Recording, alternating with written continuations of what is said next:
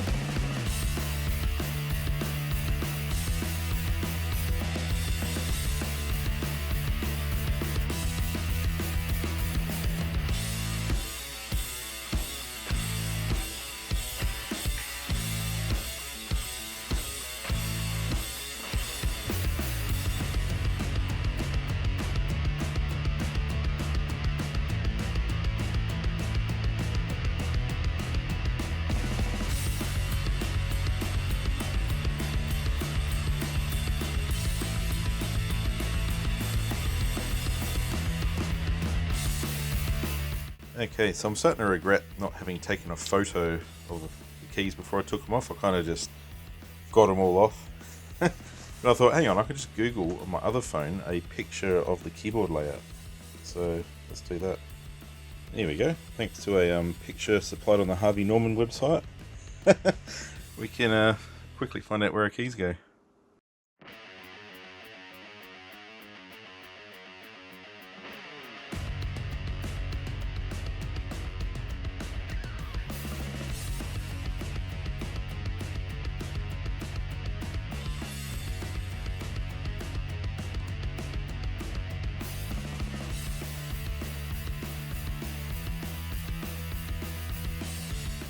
Okay, so there we have it. All the keys are back on. So what I'm going to do, so I don't have to bother setting up my test rig, is I'm going to plug it into my security camera computer, which is located up here. So I can just plug it in, little screen here. We can quickly test to see if it works.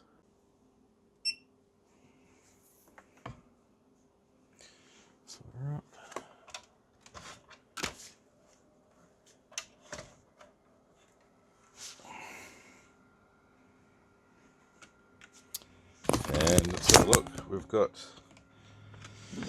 RGB lighting flashing away, but we still don't know if it works. So let's start with Windows. Yep, Notepad.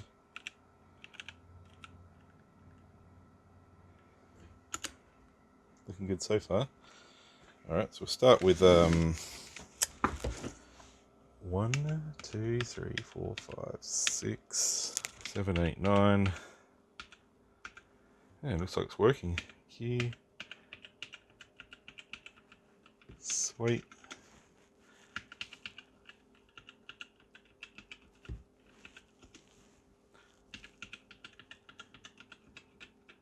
Yep, I reckon she's good. I was a bit worried because as I was using it with coffee, it was buttons stopped working. So there you have it. That's if you spill coffee on one of these keyboards, that's a tried and true way. Well, that's not tried and true. It's the way that I would clean it. So just to recap, first thing I did was rip all these buttons off indiscriminately. Rinsed it with distilled water, about 1 litre. Just dribbling it over it. Used a spray bottle. Actually, I didn't use a spray bottle this time, but I should have. Not that it mattered in the end. Then I pulled it apart. Took the access to the circuit board under inside the casing. And yeah, cleaned it out with electrical cleaner twice. Blew it out with compressed air each time. Because those buttons are a real pig to get into. I don't know if you've noticed. I think they can actually...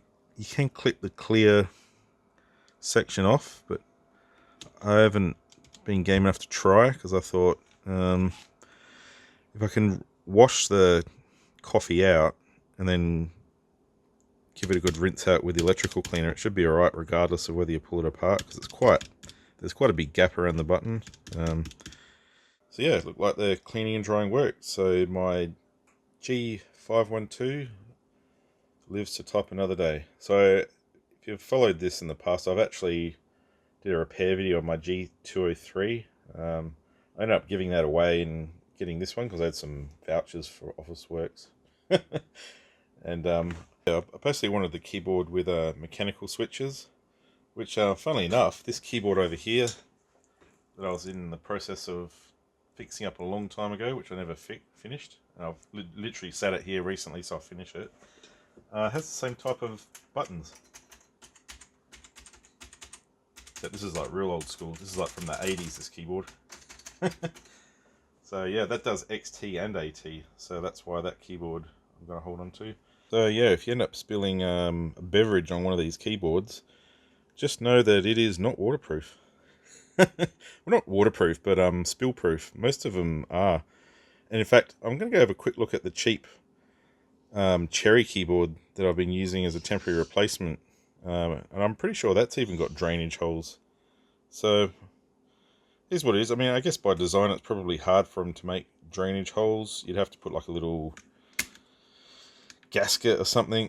Find some way to seal around there, which I mean wouldn't be impossible. You'd maybe like a rubber gasket from behind.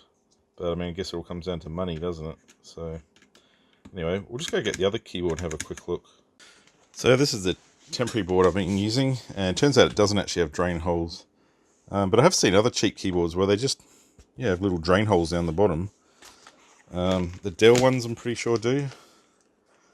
Okay, this Logitech wireless one that I just had laying around doesn't either. Yeah, you'd think they'd make that standard affair these days. Like, I don't know, potentially saves your keyboard. But actually, I reckon that... no, I think it may actually run... any liquid spilled on it may run out from under there, but I don't think so actually. Anyway, keyboard lives to fight another day, so I'm happy because these aren't cheap. So yeah, if you spill beverage on one of these keyboards, just know I don't know, I mean, he's got electrical cleaner and distilled water laying around. You can probably just get away with distilled water. The thing is, you got to wash all the coffee out of the joint, so there's nothing in there, and then you need to be able to dry it. So I don't know, that's just the way I kind of came up with on the spot to wash the keyboard so it didn't die.